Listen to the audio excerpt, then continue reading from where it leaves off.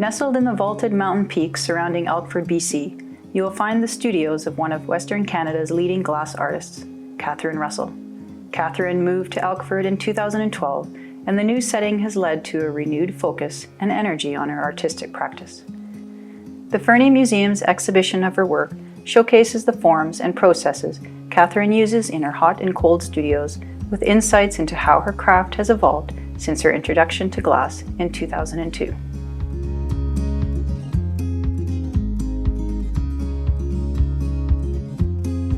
Yes, I went to Alberta College of Art in Calgary. Before I went there, I'd never seen glass. It was not on my radar in any way. I, like almost every other applicant to Alberta College of Art, was going for the design program because it was the sensible option to do. I could come out and be a graphic designer.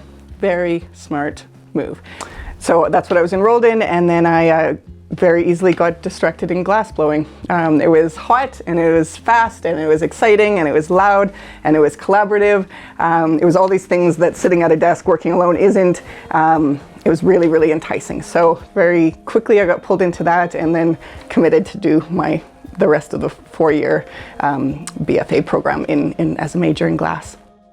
Yeah, it is quite intense, and like I said before, you need to be quite organized for the day of making, so which takes a little bit of the spontaneity out of it. You know, you need to have your color in that box at 8 o'clock in the morning so that when you need it several hours later, it's ready to go, it's the right temperature.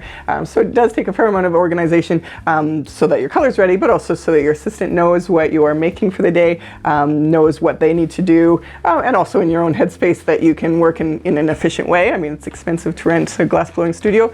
So for all of those reasons, yes, very planned out day. I tend to work, maybe an 8-hour day in the studio, and it is quite intense. It's quite physically demanding, which is what initially drew me to it. So that's the part of it I love very much, is the physical part of it, and the collaboration part of it. I mean, yes, you're much more efficient to work with an assistant. There are some pieces you can make on your own, but it's generally speaking, your piece will go much smoother if you have someone there working with you, and that you have experience working with, so you can kind of work in a nice way together. So in the video, I'm actually making one of these daylight vases, and how the color is applied that you can see is I'm starting with a clear bubble, then I have this bright orange, and then a layer of clear, and then I'm applying this kind of loose wrap around from moil to tip to moil, with reds, yellows, oranges in it, really fiery colors. And why I chose those colors for this piece is because it's almost exactly true to what you're seeing in the making process. So when you're blowing glass, any piece you're making looks this orange when it's that hot, right? So this is one of the only pieces I make that when it's cold, it's the same colors as it is when it's hot. So it's my Daylight Vase series, very hot and very fiery and warm in color palette. Well, I've spent most of the last 1.5 years working on this Memories or Malliable project.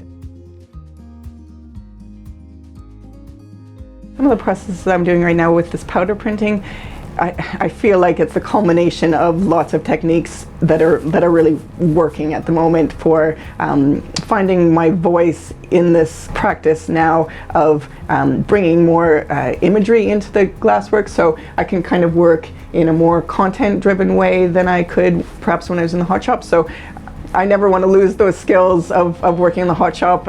Certainly that's where my passion is, of vessel forming, working with Marini. But here in the cold shop, when I'm sand carving, or here in the kiln workshop, I can be getting more images in the glass, and be exploring ideas in a more visual way to the audience.